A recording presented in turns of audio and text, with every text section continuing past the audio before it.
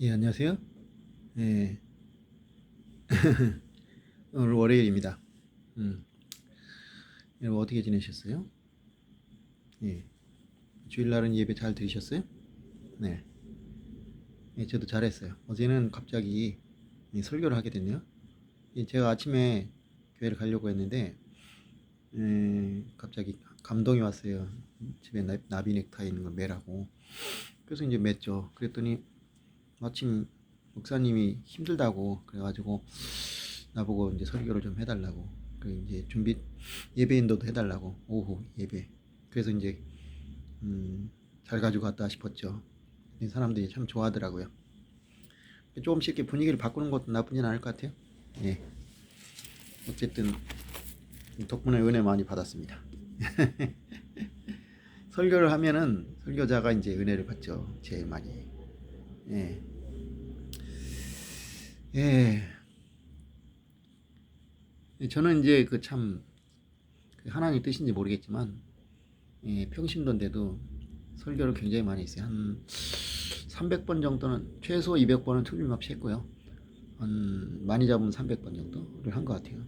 또 거기다 또 학교에서 강의를 하니까 또 그것 때문에 이제 강단에 서는 일이 굉장히 익숙해졌죠. 그래서 나름대로 자신은 있는데 또 그래도 교회 강단은 또 틀려요. 좀 신경 쓰이죠. 혹시 잘못 말할까. 그래서 이제 걱정이 되는데 어쨌든 간에 잘 끝냈고 또 은혜 받았다는 소리 들었고요. 예.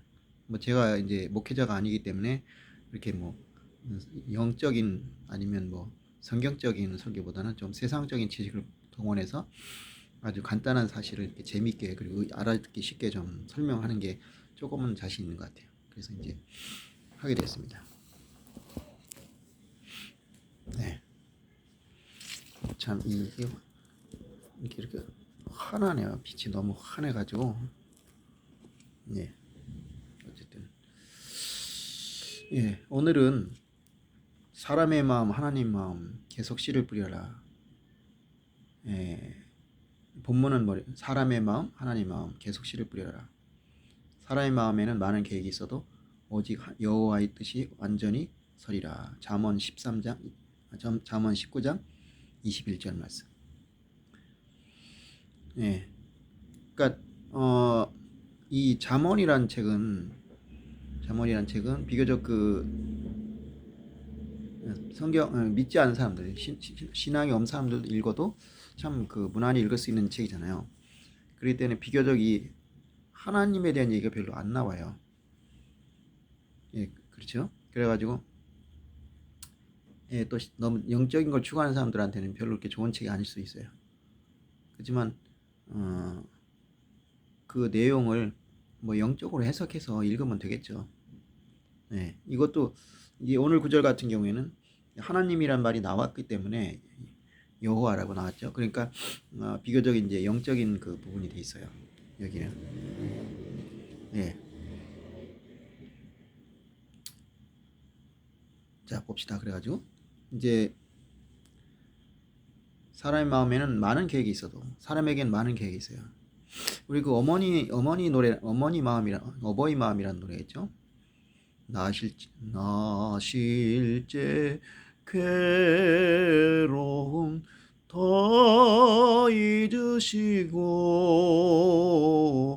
길을 채에 밤낮으로 애쓰는 마음 진자리 마른 자리 가라니시며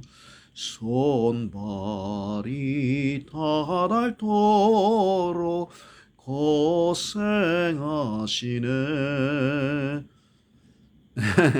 요새 이런 노래 부르면 참 이상해요. 요새 어머니들이 뭐 손발이 다 닳고 뭐 할까요? 뭐 진자리 마른 자리 가는 것도 그렇고 요새 참 편해졌잖아요. 의가도 그렇고 또 집에서 애를 잘 안 키워요. 뭐 어린이집에 보내고 집에서 엄마가 전업주부를 해도 아이들을 자꾸 이제 어린이집을 보내죠. 국가에서 애를 키우면 집에서 애를 키우면 돈이 꽤 나와요. 근데 그거 안 받고 그냥 나는 얘 안 키우겠다 이거요. 그만큼 살 만큼 살게 된 거죠. 그러니까 돈보다 그냥 아무것도 안 하겠다. 예, 옛날에 얘기 들어보니까 뭐 직장을 다니는데 직장을 다니는 이유가 애에서 해방되고 싶어서 직장을 다니는 사람도 있더라고요. 예, 저도 이제 우리 아내하고 이제 일본에서 유학할 때 어, 아내가 일을 안 할 때도 이렇게 애를 어린이집에 맡겼어요. 그래가지고 그렇게 하니까 아내도 자기 삶이 있고 좋더라고요. 예. 그래서 덕분에 이제 열심히 공부하고 그래서 나중에는 이제 일본어도 많이 늘고 물론 일본어 좀 잘하긴 했지만 그 덕분에 이제 일본 학원 차려서 돈을 잘 벌어요. 그러니까 그 여자는 내 덕분에 괜히 돈 많이 벌게 된 거야. 나한테 고마워야 되는데 고마워할 줄 몰라요. 그때도 애가 그냥 얼마나 그 어린이집 가기 싫어가지고 울었는지 그래갖고 이제 애 엄마가 그냥 보내지 말자 그런 걸 내가 안 된다고 여자들도 자기 삶이 있어야지 그렇게 애한테만 매여 살면 되겠냐고 그렇게 했죠. 얼마나 그 혁신적인 사람이 제가 예? 예. 그렇게 해가지고 그냥 보내줘서 이제 지금 일본어 학원을 잘하고 있으면 나한테 고마워해야지 어떻게 그냥 그런 것도 없어요 진짜. 그러니까 검은 머리 짐승은 기르지 말라 그랬잖아요. 예. 농담이고요. 뭐 원래 일본어 전공했으니까 잘하기도 했겠죠. 예. 자, 사람이 마음으로 계획할지 이제 있다서 오직 여호와의 뜻만이 완전히 서리라. 그러니까 사람의 뜻은 뭐냐 그 여호와의 뜻에서는 아무것도 아니라는 거죠. 아까 이제 그 어머니 마음도를 왜 노래 불렀냐면 그 이제 3절에 나와요. 인간의 마음에는 뭐요? 온 가지 생각 어머니의 마음에는 오직 한 가지 자식 하나 잘 되라 뭐 그렇게 해가지고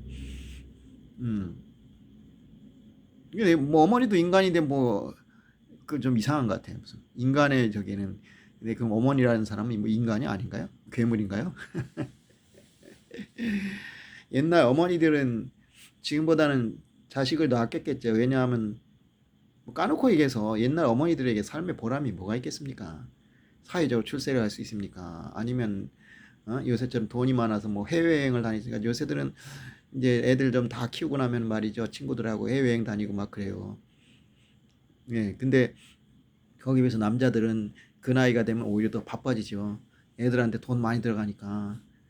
그게 완전히 달라지는 거예요. 그러니까 요새 그 50대 이상 60대 이런 남자들은 진짜 불쌍한 거예요. 왜냐 요새 젊은 사람들은 맞벌이하고 그러니까 그 경제적인 부담을 다 혼자 지진 않는다고. 근데 지금 우리 세대 같은 경우에는 여자들이 전업주부 하는 게 다 일반적이었잖아요.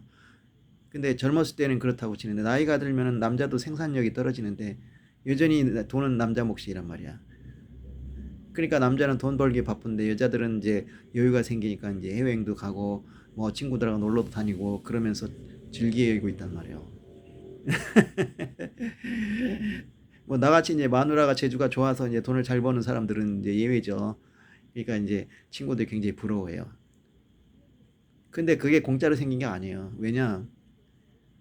그 마누라가 나가서 돈을 벌고 그렇게 하는 데까지 어떤 과정이 있었냐? 내가 가정에서 남녀 평등을 했기 때문이에요. 내가 애 봐주고 집안일을 하고 그러니까 내가 집에 들어와서 마누라가 주는 밥을 편하게 먹어본 기억이 거의 없어요. 집에 오면 난 또 다른 직장에 출근하는 거야. 그래가지고 애 보고 집안일 하고 그렇게 살았어요. 그렇게 했으니까 지금 그렇게 되지. 내가 그냥 집에 앉아가 딱 오면 야 밥 줘. 그래가지고 그냥 밥이나 얻어먹고 살았으면 내가 이런 지금 호강을 누리겠습니까? 그러니까 나중에 이제 돈을 못 버니까 나보고 왜 돈을 못 버냐 해서 당신도 못 버지 않냐고. 그래서 내가 언제부터 우리가 아니 그러니까 마누라가 아니 남 돈은 남자가 버는 거 아니야. 그래서 내가 우리 언제부터 그 남녀 구분했지? 그 이제 한창 연설을 했죠. 따져보니까 할 말이 없는 거야. 내가 그동안 집에서 집안일하고 한 게 어딘데. 그러니까 이제 항복했죠. 그리고 자기가 이제 돈 벌기 시작한 거지. 그렇게 노력을 했으니까 다 그게 된 거지. 옛날 그냥 내 시대처럼 그냥 행동했으면 그게 됐겠어요? 그리고 끊임없이 강조를 했지. 여성들은 이제 자립을 해야 된다 경제적으로. 그러니까 인도하고 그래야 된다. 그래서 본인도 그 납득을 했어요. 그러니까 그렇게 됐지. 그냥 뭐 여자들을 그냥 집에 가둬놓고 그냥 살림이나 하라 그랬으면은 지금 그렇게 되겠냐고요. 어쨌든 인간의 마음에는 여러 가지가 있어요. 근데 여기 이제 어머니의 마음 하나라는데 이제 이걸 이제 하나님의 마음으로 바꾸는 거죠. 그 하나님의 마음은 오직 한 가지. 그러니까 인간은 헷갈릴 수밖에 없어요. 이거 해야 할까? 저거 해야 될까? 걱정이 되는데 하나님이야 뭐 다 아시니까. 그래서 이제 오직 한 가지. 그 하나님 마음이 이제 우리 인생을 지배하게 되는 거예요. 예. 믿는 사람들은 특히. 자, 그러니까 너의 생각은 나와 다르고 그 다음에 나의 때는 다르다. 하나님의 방법이 있고 하나님의 때가 다르 있어요. 그래서 이제 우리가 이 하나님에게 순종하는 것을 배워야 됩니다. 그렇죠? 예. 어쨌든 간에 우리가 이제 그 살다 보면은 이게 왜 하나님은 나와 생각이 다를까? 왜 이렇게 하지 않을까? 의아스러운 데가 있는데 근데 실제로는 그게 맞아요. 참. 마치 그 자식의 마음보다 어머니나 아버지의 생각이 맞는 것처럼 그게 근데 그렇게 따르기가 쉽지 않죠. 자, 우리 이제 그 유명한 사람 얘기 한번 해봅시다. 알베르트 슈바이처라는 분이 있어요. 근데 이분이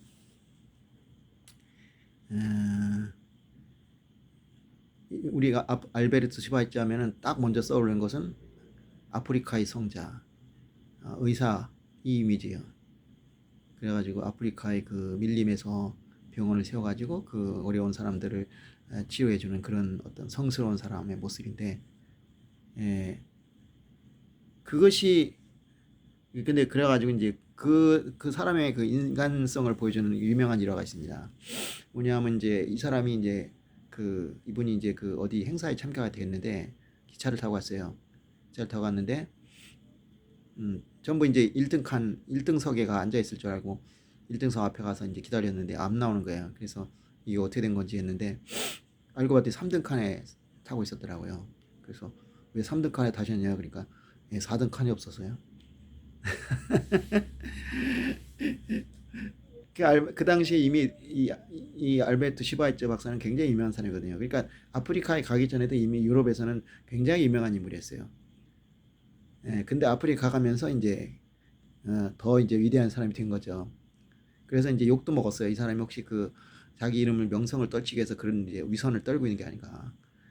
근데 그게 위선으로 될 건가요? 여러분들 지금 당장 아프리카 어디 가서 일하라 그러면 그것을 가지고 아무리 유명해진다고 해서 그렇게 쉽게 갈 수 있을까요?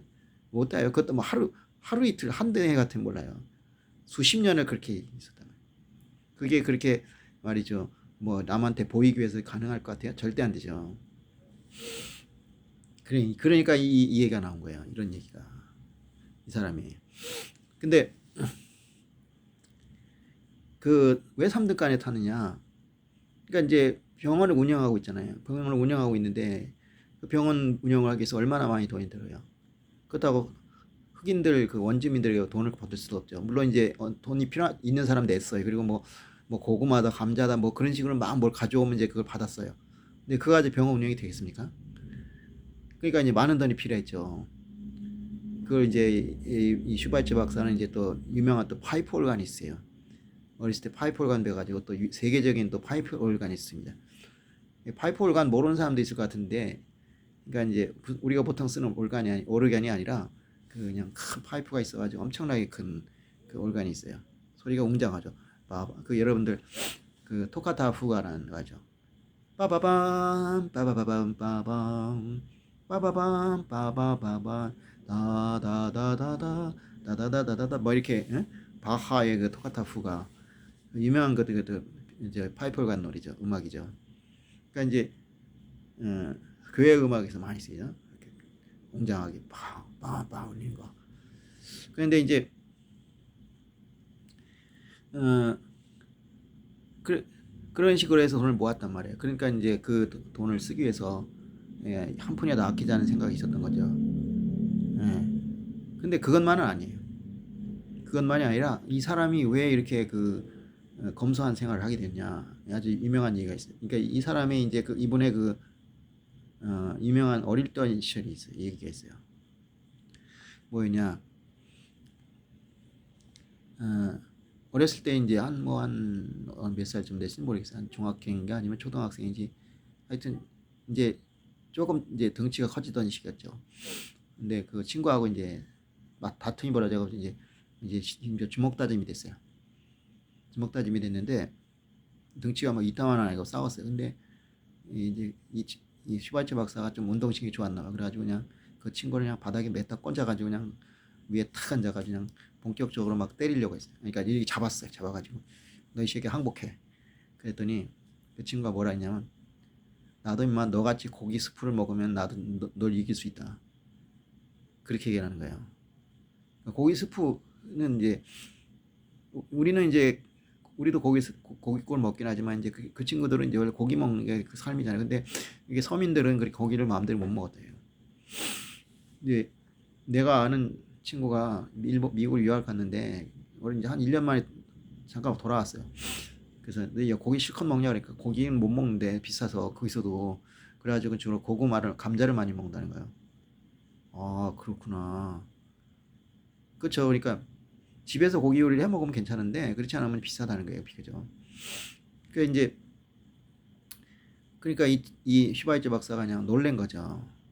그래서 그냥 그 자리에서 딱 털고 일어나서 이제 그동안 이제 고민이 생긴 거예요. 아, 이 슈바이처 박사 아버지가 이제 목사님이에요. 목사님인데 목사님들이라는 게 이제 우리나라처럼 지금 뭐 보면은 막 그냥 교회가 여기저기 난립해 있잖아요. 그런 교회하고는 틀려요. 원래 그렇게 많이 없었어요. 그리고 목사 자격증도 함부로 주지 않았고 그렇기 때문에 일단 목사가 되면은 교회를 그냥 지정해 줘요. 그리고 그 교회에서 봉사를 해요.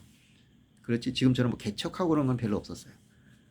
그러니까 어느 정도 생활은 다 된다고요. 중산층 이상의 삶을 살 수 있어요. 예. 그러니까 꽤 괜찮게 살아요. 그러니까 어렸을 때 파이프 오르간도 배웠겠죠. 그러니까 그래서 이제 고기를 좀 잘 먹었나 봐요. 근데 그게 너무 이제 부끄러운 거예요. 아, 내가 이렇게 살았구나. 남보다 좀 사치스럽게 살았구나. 그래서 이제 그때부터 이제 갑자기 고깃국을 안 먹게 된 거예요. 그래서 왜 고깃국을 안 먹냐 그러니까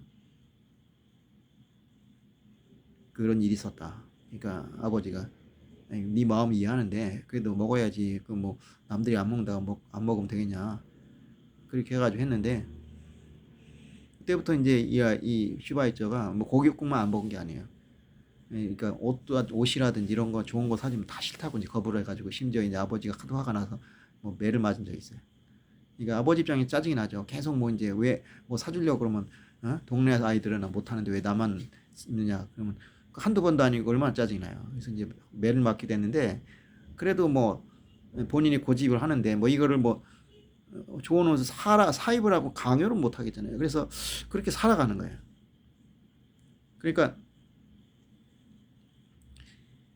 원래는 이제 그렇게 살지 않았는데 이제 그렇게 살게 된 거예요. 그래서 슈바이처 박사가 이제 어, 그렇게 살면서도 이제 워낙 사람이 똑똑해. 그렇지 공부 같은 건 거부하지 않았죠. 그래서 열심히 공부해가지고 이제 공부도 잘하고 근데 음악도 잘해서 이제 뭘 해야 될지 모를 정도가 된 거예요. 그러니까 파이프 오르가니스트로도 유럽에서 아주 엄청난 유명성을 떨쳤기 때문에 뭐 그거 가지고 충분히 이제 출세를 할 수 있는 사람이었죠.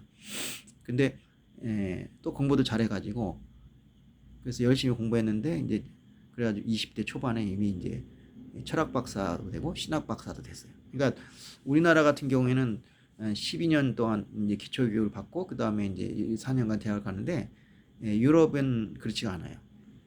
어떻게 되냐면 고등학교 과정이 짧아요. 짧으니까 보통 17, 18이면 대학을 가요. 그래서 20대 초반에 벌써 박사학위를 받을 수 있어요. 대학이 또 짧아요. 대학이 4년제가 아니야. 그러니까 이제 미국에서는 4년제지만 유럽에서는 보통 3년제 그 정도. 그렇게 하면은 봐요. 18살쯤에 대학을 간대. 그럼 18, 19, 20. 그 21살쯤엔 졸업을 해요.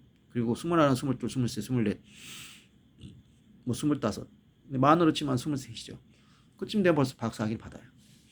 그게 가능해요.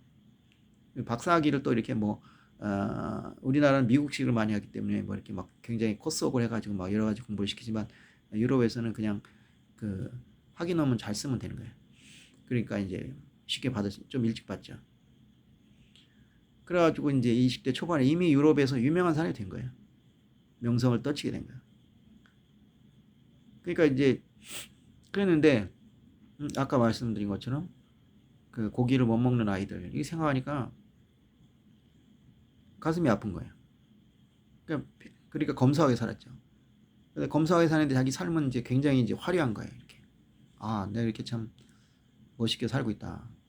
그게 오히려 자기한테는 이제 죄책감이 느껴지게 된 거예요. 내가 이렇게 살아도 되는가? 그러니까 이제 인생이 허전해지는 거죠.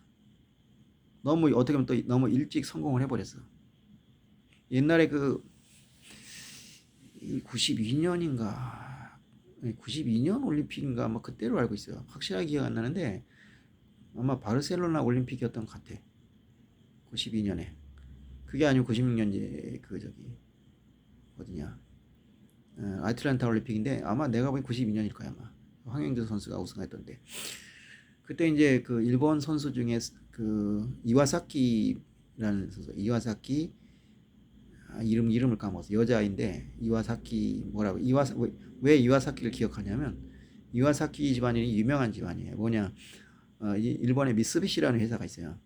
그 미쓰비시 기업을 창설한 게 바로 이와사키 집안이야. 그 이와사키라는 성이 굉장히 흔하지가 않죠. 근데 이제 그 집안이 이제 재벌로 있다. 그래 이와사키가 이제 미쓰비시 재벌을 만들었는데 2차 대전이 끝나고 나서 일본이 미국에게 점령을 당하면서 미국 사람들이 보기에 왜 일본이 전쟁을 일으켰냐. 그때 이제 그 사회주의적 관점에서 보게 된 거예요. 그래서 관점이 뭐냐면 이 독점 자본이 너무 많다. 그래서 이 독점 자본이 전쟁을 일으켰다. 왜 그러냐면 레닌이죠. 이제 마르크스 레닌주의라고 하잖아요. 그 러시아 혁명 일으킨 레닌이라는 사람이 제국주의라는 책을 썼는데 제국주의가 왜 생겼냐면 국내에 이제 그 자본주의가 발달하면서 독점 자본이 생겼다. 독점 자본이라는 건 다른 회사를 집어 삼켜가지고 이제 그 슈퍼 기업이 생기는 거예요. 그 기업이 국내 시장을 이제 독점하게 된다. 독점하게 되니까 경쟁이 사라지고 그리고 오히려 그 수요가 준다. 왜냐하면 독점 기업들이 물건값을 막 올려가지고 팔기 때문에 수요가 위축이 될 수밖에 없다. 그래서 이제 자꾸 해외 진출해서 해외 시장 개척하려고 한다. 그 과정에서 이제 제국주의적 침략이 일어난 것이다. 그렇게 생각하는 게 바로 레닌의 이제 제국주의라는 이론이에요. 뭐 그것도 나름대로 굉장히 일리 있는 얘기예요. 일리 있는 얘기인데 제국주의라는 걸 그런 관점에서 볼 수는 없어요. 그러니까 19세기 초반 중반까지는 그런 점이 상당히 많았다고 볼 수 있죠. 근데 제국주의가 본격적으로 세계적 역사에 나타난 건 이제 19세기 후반이에요. 그러니까 여러분 아시겠지만 세계사 공부한 사람 알겠지만 아프리카에 분할해가지고 그 넓은 대륙이 분할돼가는 모습이 보이잖아요. 근데 그것이 전부 그 뭐냐면 산업의 발전과 독점 자본과 그것에 의해서 생긴 거냐? 그건 아니에요. 그럼 뭐냐? 일종의 자존심 싸움이 벌어진 거죠. 그러니까 이 유럽의 국가들이 이제 이제 제일 선두자는 영국이었죠. 영국은 이제 17세기 이때부터 엘리자베스 여왕 때 엘리자베스 여왕이 이제 대표적이죠. 엘리자베스 1세. 엘리자베스 1세라는 사람은 정말 영국인이 정말 매일같이 절을 해도 될 정도로 대단한 사람이에요. 왜냐? 엘리자베스 여왕이 전에는 영국이라는 나라는 그렇게 세계적인 강국은 아니었어요. 절대. 그냥 별 볼 일 없는 나라였어요. 그냥. 그저 유럽에서 그냥 얼굴이나 하나 내밀고 사는 나라였죠. 그런데 엘리자베스 여왕 때 이 영국 이 여왕이 이 해적을 키운 거예요. 해적을 키워서 뭐 했느냐? 그때 이제 스페인이 이제 그 스페인하고 포르투갈이 이 중남미를 갖다 다 지배했잖아요. 사실상 아메리카 대륙을 다 점령한 거죠. 아메리카 그 이제 콜럼버스가 1492년 그 아메리카 대륙을 발견하고 나서 아메리카 남북 아메리카를 거의 그냥 지배하게 됐죠. 그리고 이제 그 지리상의 발견을 통해서 동아시아까지 쭉 뻗어나가서 포르투갈은 주로 이제 동아시아 쪽, 그러니까 이제 인도나 이쪽을 주로 가게 됐고, 이 스페인은 이제 이 아메리카 대륙을 거의 지배하게 됐어요. 그래서 브라질 지역만 제외하고는 스페인이 거의 지배하게 됐고, 재밌는 게 이 남북 아메리카 중에서 미국이나 캐나다 쪽은 지배를 안 했어요. 그게 왜 그러냐? 뭐 거기서 뭐 저항을 강력하게 해서 그러냐? 절대 아니에요. 이 스페인이라는 나라는 그 당시에 산업혁명을 한 나라가 아니잖아요. 산업화 국가가 아니에요. 그렇기 때문에 어떤 뭐 거기 가서 공장을 세운다든지 무슨 공업의 원료를 얻으러 간다 이런 건 없어요. 그냥 가면은 뭔가 이렇게 뭐 약탈을 해오는 걸 주로 하죠. 아니면 이제 뭐 물건이나 팔아먹는 장사나 하고. 그러니까 이제 동아시아 쪽이나 인도나 이쪽은 그 나라들이 워낙 강해요. 중국도 우리가 중국을 우습게 보겠지만 중국이 그때는 세계 최강의 나라에도 과언이 아니었어요. 거기 가서 약탈을 할 재주가 없죠. 일본도 못해요. 일본도 굉장히 강한 나라이기 때문에. 그러니까 일본을 갖다 그 당시 세계 최강의 육군국이라고 하는 그 번석을 한 사람도 있어요. 근데 그게 좀 과장이긴 하지만은 그 틀린 말은 아주 아니에요. 그 정도 육군을 가진 나라가 없었어요. 예. 그리고 우리나라 같은 경우에는 그 정도면 정말 세계적인 해군국이었죠. 그러니까 그쪽 가면은 그렇게 약탈을 할 수가 없어요. 그냥 물건 팔아먹고 그 정도 끝나. 그러니까 뭐냐면 이제 유럽에 없는 물건들이 많잖아요. 그런 걸 이제 사들여 와가지고 이제 유럽에다가 팔아먹고 또 유럽에 있는 물건을 갖다 다시 팔아먹고 그리고 중간에 인도라는 나라가 인도는 물산이 엄청 풍부하죠. 그래서 인도의 물건을 또 유럽에 수출하기도 하고 또 인도의 물건을 또 저기 동아시아에 수출하기도 하고 그렇게 이제 무역을 하면서 장사를 한 돈을 많이 버는 거예요. 이 포르투갈이라는 나라가 포르투갈이 주로 했죠. 스페인도 물론 좀 했지만 그러니까 필리핀은 이제 스페인이 차지하고 포르투갈은 이제 인도 쪽도 가고 뭐 여러 가지 그러니까 저기 마카오가 이제 포르투갈이 영토잖아요. 그때 이제 차지한 거라고. 근데 이제 이 스페인 이제 남북 아메리카는 이제 스페인이 더 동무되었고 그 다음에 이제 브라질인데만 이제 포르투갈이 차지했죠. 그래갖고 지금도 포르투갈을 넣었어요. 근데 그러니까 그런 초보적 단계 그 저기 때문에 이건 제국주의하고 전혀 관계없어요. 제국주의적인 성격이 아니에요. 그런데 그 총균세에서 나온 것처럼 이 사람들은 철이 없어. 철이 없는 사람들이야. 그러니까 칼을 못 만들어요. 우리 칼. 그러니까 걔들이 갖고 있는 칼은 뭐냐? 돌칼이에요. 돌칼을 가지고 어떻게 이 쇠 칼을 이길 수가 있어요. 그리고 말도 없는 나라들이에요. 말로 그냥 이 사람이 말을 타고 오는 거 보고 놀란 거예요. 어떻게 저기 사람이 그 말하고 사람이 하나가 된 줄 알지, 이 사람들은. 그렇게 무지몽매한 사람들이야. 그 잉카 문명의 사람들이라는 게. 그러니까 총은 뭐 당연히 없어요. 그러니까 총 쏘죠. 칼로 찔르죠. 이 활 쏘죠. 그러니까 이거 뭐 완전히 그냥 100대 1로 싸워도 못 이기는 거야, 이 사람들이. 그래가지고 어떻게 했냐면 그 자원을 막 이제 착취해가지고 막 팔아먹는 거야, 저쪽. 그래가지고 주로 이제 금이나 은을 갖다 많이 캐내가지고 가져가서 이제 가는데 문제는 뭐냐면 스페인 나라라는 자체가 어떤 제조업이나 이런 산업이 발달돼 있어야 되는데 그게 아니에요. 그러니까 이게 갑자기 금하고 은이 막 들어온다고 말해. 그 당시 금이나 은이라는 건 이건 돈이에요. 그 당시 지금처럼 화폐, 지폐가 발전되지 않았기 때문에 화폐나 지폐나 이런 걸 쓰는 게 아니라 금을 그대로 하거나 쓰거나 아니면 금을 이제 녹여서 이제 금화를 만들고 은화를 만들어요. 그래서 이제 그걸로 이제 유통을 하는 그걸 이제 금속화폐라고 하죠. 그러다가 나중에 그걸 이제 맡겨가지고 은행이란 방크라는 게 생겨가지고 거기다 돈을 맡겨놓고 보관증을 찾아서 그걸 유통시킨 게 바로 돈이죠. 근데 그러니까 돈이 들어와요. 근데 생각해 보세요. 한 나라에 돈이 막 들어와요. 들어오는데 그 돈이 사용이 되려면 그것을 살 물건이 있어야 돼요. 근데 물건이 없어요. 왜냐? 산업이 발전되지 않았기 때문에. 그래서 그 돈이 어떻게 되냐? 결국 다른 나라 외국 물건을 사는데 소용이 돼요. 그래서 영국이 그 당시에 이제 모직물 산업을 발전시키고 있었죠. 그리고 또 네덜란드 지역에 있는 지역, 거기도 플랑드르 지방이라고 하는데 거기서 이제 모직물 산업이 발전돼요. 그러니까 영국에서 양을 많이 키워요. 그래서 영국하면 그래서 유명한 앵클러즈 무브먼트라는 게 있죠. 그 양을 키우면 돈이 많다는 거 아니까 그 과거에는 농지를 갖다가 이제 여러 사람이 공동으로 경작을 했는데 그게 담을 치고 자기 농지를 이제 따로따로 경작하게 되는 거예요. 그것 때문에 많은 사람들이 힘들어하겠죠. 왜냐하면 그 당시 산업으로서는 그렇게 공동 경작을 하는 게 맞는데 이제 양을 키우겠다고 이제 이 담을 만들고 거기다 양을 키우는 거예요. 그래서 이제 토마스 모라는 사람이 그랬죠. 그 양이 사람을 잡아먹는다.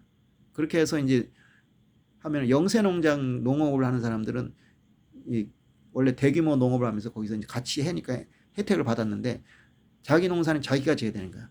그러니까 어려워지는 거야. 어쨌든 그래가지고 이제 양을 키워가지고 그 양모를 갖다가 이제 이 수출을 했어요. 양모. 저를 수출했죠. 제가 이제 어렸을 때 별명이 양털이었어요. 왜냐하면 양의 모잖아요. 그래서 양모 해가지고 아주 그냥 지금도 기억나요. 그 이제 그 양털을 팔았어요. 그래서 주로 그것을 만든 게 어디냐? 플랑드르 지방. 지금의 네덜란드, 벨기에 이쪽 지역이죠. 이쪽 지역은 지금도 그렇지만 옛날에도 이 유럽에서 가장 잘 사는 지역이에요. 예. 그러니까 네덜란드가 잘 사잖아요. 예. 그래서 히딩크 같은 사람 나오는 거죠. 네덜란드 사람들은 그러니까 어렸을 때부터 그 무역을 하고 살아요. 근데 이 네덜란드는 왜 이렇게 자유로운 나라가 되느냐? 유럽의 다른 지역들은 다 영주가 있고 그 지배를 했어요.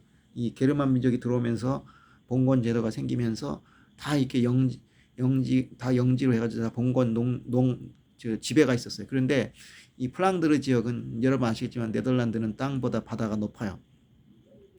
그러니까 쓸모가 없는 땅이에요, 거기가. 그래서 아무도 거길 지배하려고 하질 않았어. 그래서 유럽에서 그 좀 자유롭게 나는 좀 자유롭게 살아야겠다. 그런 사람들이 많이 이 지역에 몰리게 됐죠. 몰리게 돼서 이 나라를 세운 거예요. 또 형식적으로는 스페인의 지배를 받고 있었죠. 그렇지만 스페인의 지배를 받아도 뭘 나올 게 있어야죠. 봉건제도라는 건 농사를 지어서 그것을 뺏어 먹어야 되는데 농사를 질 땅은 못 돼. 그러니까 사람들은 농사 대신에 이제 무역을 하게 된 거예요.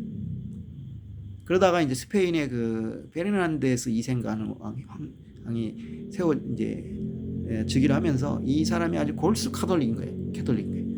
근데 여기는 뭐냐? 카톨릭이 아니라 신교 지역이에요. 신교 지역. 왜냐하면 신교가 편한 거야. 신교는 구석이 짙거든. 그러니까 이제 이 여기를 갖다 대대적으로 탄압을 한 거예요. 니들이 감히 신교를 믿어? 이런 죽어봐라. 그러니까 원래는 이 사람들이 왕에게 이 스페인 국왕이라는 게 결국 뭐냐면 엄청난 제국인 거예요.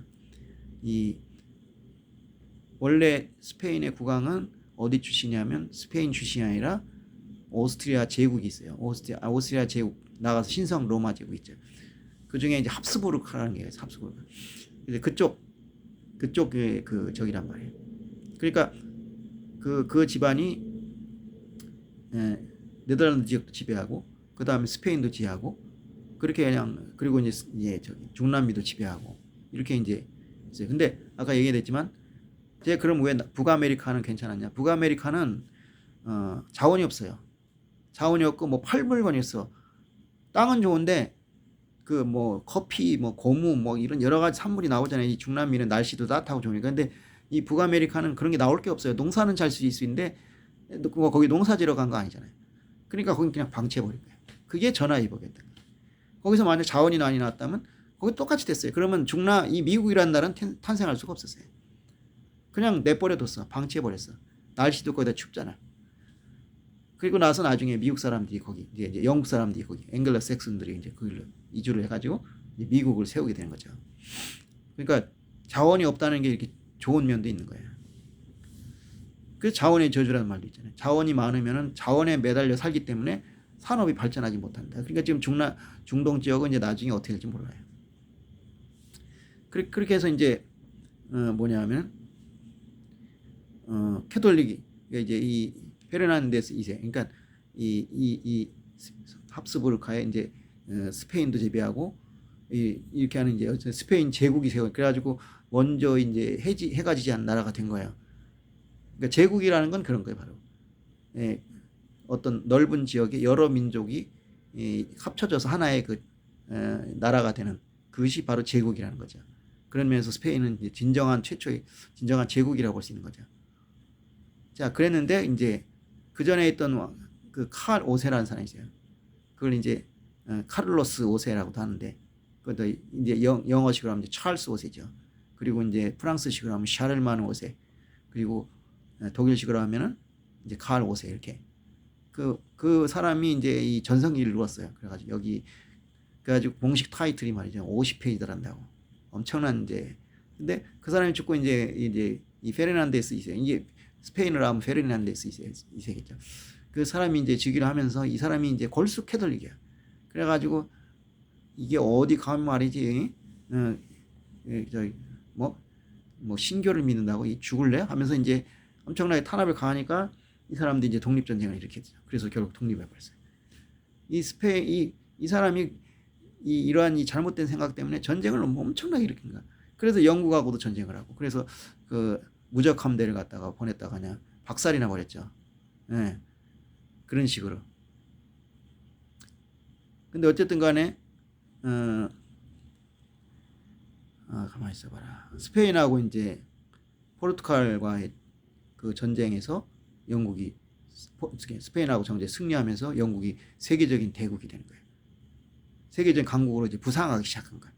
그리고 이제 그것을 이룬 것이 누구냐? 바로 엘리자베스 2세다 이게.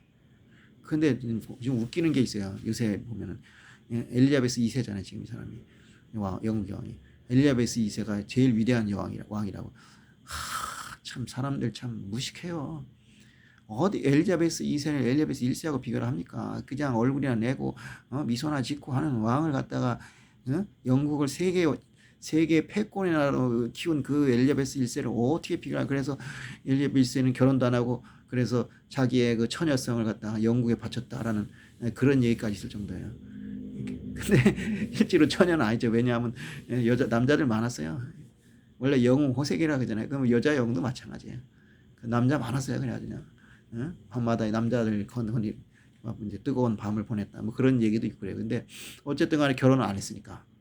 그래서 처녀성을 지켰다 그런 것 같은데, 그렇게 해서 이제 엘리자베스 왕이 이제 이 영국을 키우면서 영국이 세계를 뻗어나가기 시작하고, 그러면서 그야말로 유럽의 변방에 별벌이 없던 나라가 점점 세져 가지고 이제 네덜란드는 아까 얘기했지만 이 사람들은 뭐 처음부터 이제 무역을 가지고 먹고 산 사람이니까 중개 무역, 아메리카에서도 가져오고 인도에서도 가져온 거 갖다가 이제 일단 그 암스테르담 뭐 이런 데다가 가져와서 이제 유럽 전역에 이제 퍼뜨리는 거야.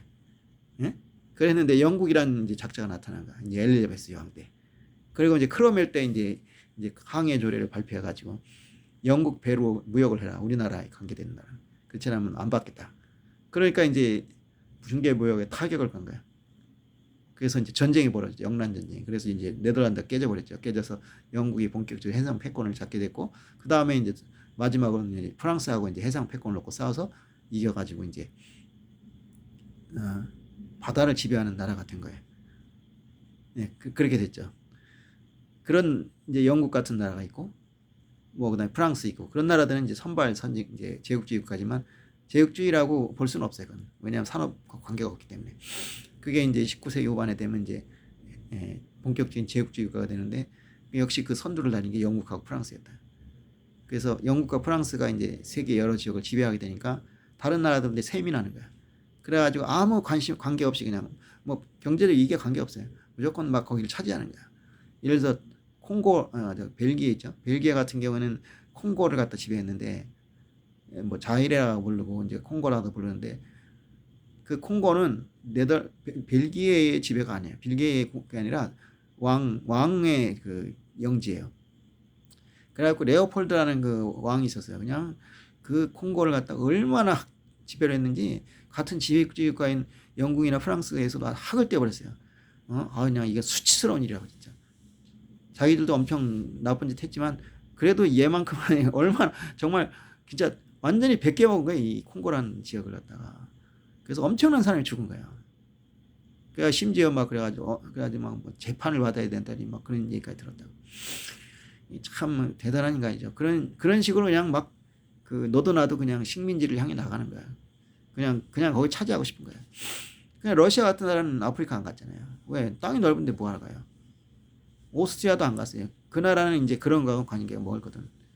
어디 우리가 말이지 합스부르크의 그 자랑스러운 그 신성 로마 제국의 황제가 말이지 아프리카 가서 흑인들이나 착취하겠냐 이거예요. 그러니까 그런 나라들은 아예 가지도 않았어요. 이제 주로 앞장선 게 이제 영국, 프랑스, 그리고 이제 나중에 뛰어든 게 독일. 그래서 이제 독일이 가을려니까 이게 뭐 영국, 프랑스 놈들이 다 장악하고 있는 거야 이게. 거기다 이제 스페인하고 포르투갈 조금 들어가 있고. 그러니까 그 남북 아메리카를 지배할 때는 스페인하고 포르투갈이 최고였는데, 이게 이제 그 무적 함대 깨지고 그러면서 영국과 프랑스가 막 등장하게 되니까 이 상대적으로 스페인은 이제 힘을 완전히 잃어버린 거예요. 그래가지고 지금 있는 영토를 유지하기도 힘들었는데 나폴레옹 전쟁 때 이 영국이 해상 봉쇄를 하게 되니까 그나마 그 연결도 끊어져 가지고 그때 막 독립을 해버렸던데 그걸 이제 다시 회복을 하려고 했는데 그래서 메테르니가 이제 그 비인에서 회의를 해가지고 이게 뭐 신성 동맹이다 뭐 해가서 원상 복귀 그랬는데 영국이 보기에 연상 복귀 되면 자기들이 안 좋은 거야. 그러니까 이제 못하게 한 거야. 왜냐 남북 아메리카가 스페인의 지배를 받으면 아무래도 껄끄러워. 근데 그 나라가 다 독립돼 있으면 자기들이 각계격파 해버리면 돼. 거기다 이제 미국이 뭐냐 멀러주의 선언을 해요. 그러니까 간단하게 얘기하면 유럽 사람들이요 남북 아메리카에다 신경 끊으세요. 근데 미국이 선언한다고 그게 돼요? 안 되지. 그 당시 미국이 뭐 대단한 나라도 아닌데. 근데 그 멀러주의를 지켜준 게 누구냐? 바로 영국이었다는 거예요. 그 영국은 명분도 있잖아요. 야, 독립한 나라다. 그걸 왜 손을 대느냐? 근데 그건 사실 그건 표면적인 얘기고 사실은 뭐냐면 스페인이나 이런 애들이 자꾸 참견하면 자기가 장사를 못 해 먹잖아. 그러니까 늘 나가. 그러면서 자기들이 이제 거기서 열심히 물건 팔아먹고 장사하고 있는 거야. 예? 그걸 왜 이제 수법이죠. 근데 그 신생 그 남북 아메리카 국가들이 뭐 힘이 있습니까? 뭐가 있습니까? 그러니까 지 알아서 다 뜯어먹을 수 있는 거야. 열심히 뜯어먹는 거죠. 또 거기다 그때 이제 산업혁명을 했잖아요. 물건 팔아먹기 바쁘고 또 거기서 이제 좋은 거 있으면 물건 또 갖다 사다가 팔아먹고 또. 그러니까 스페인이 괜히 까짝까짝 되면 자기도 골치가 아프니까. 미국이 멀러주의 선언해서 옳소. 지금 어느 시대인데 무슨 식민지야? 뭐 이러면서 이제 아주 웃기는 소리 하는 거야 이것들이. 그리고 나서 19세기 이제 주인 없는 아프리카 이제 막 주인이 없다고 볼 수도 있어요. 왜냐하면 아프리카엔 나라 개념이 없어요. 그냥 거의 부족 국가 수준이죠. 그러니까 그 전체적인 나라가 없으니까 자기들이 멋대로 선 긋고 막 나라를 세워가지고 지금의 이제 아프리카가 된 거예요. 이제 그런 어떤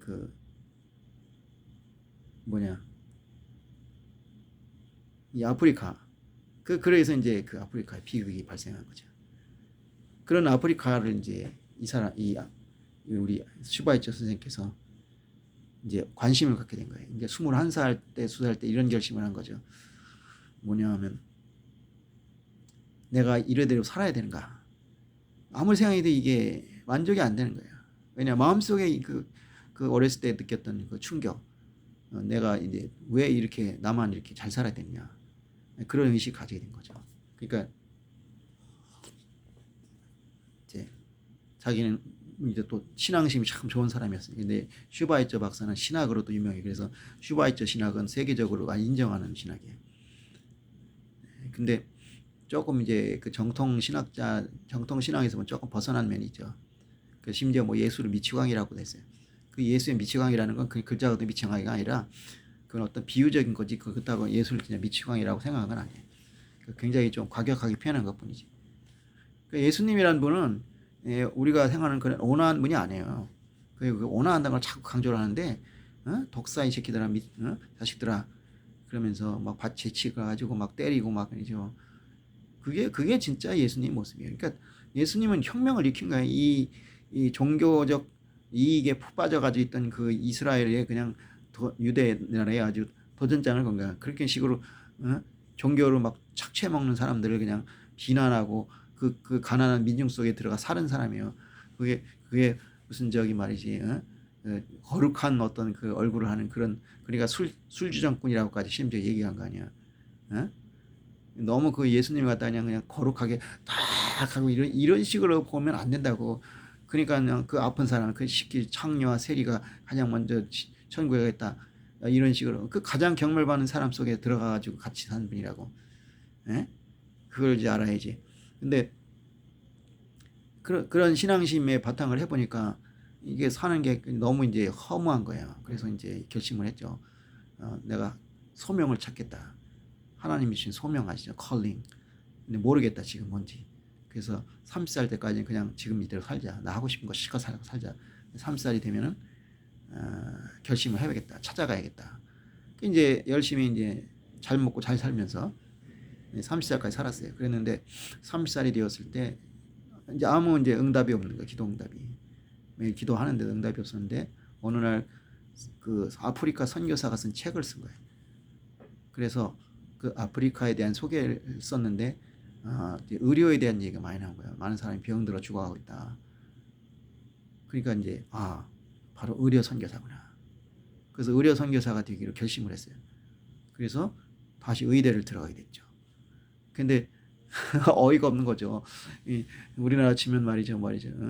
세계적인 피아니스트, 바이올리니스트 이런 사람이 거기다 또 신학자, 철학자로서 유명한 사람이 요새 같으면 학자들 별로 알아주지 않잖아요. 요새 누가 학자를 알아줘요? 그냥 저기 연예인, 스포츠 선수, 이런 사람들 말이죠. 이런 사람들이 알아주지 학자를 누가 알아줍니까 지금? 학자가 유명해집니까? 학문 잘한다고 지식 많다고 누가 알아줍니까? 교회에서는 또 얼마나 그 학자를 갖다가 배운 사람을 그 우습게 합니까?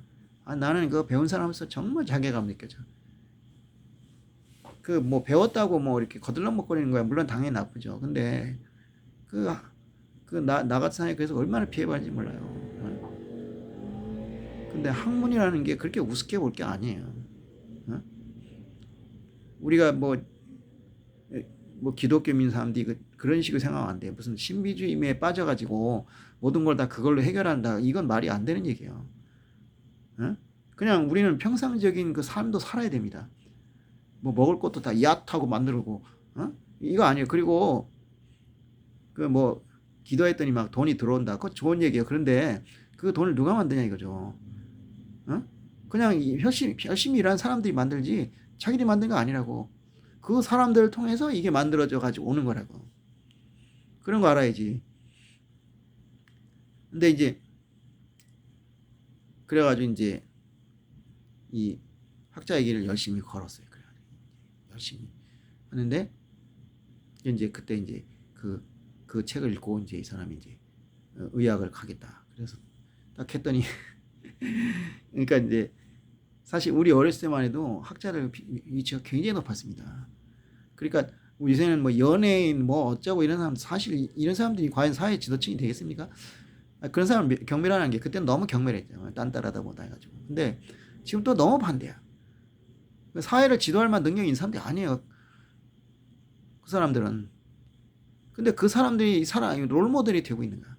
그러니까 배우는 게 뭐냐? 늘 겉멋대고 그 사람들 사는 게 과연 이 모범이 될 만한 살아요? 1년에 한두 번 드라마 촬영하고 영화 촬영하고 그러면서 평생 먹고 사는 사람들 아니야. 일반 사람들이 아니잖아요.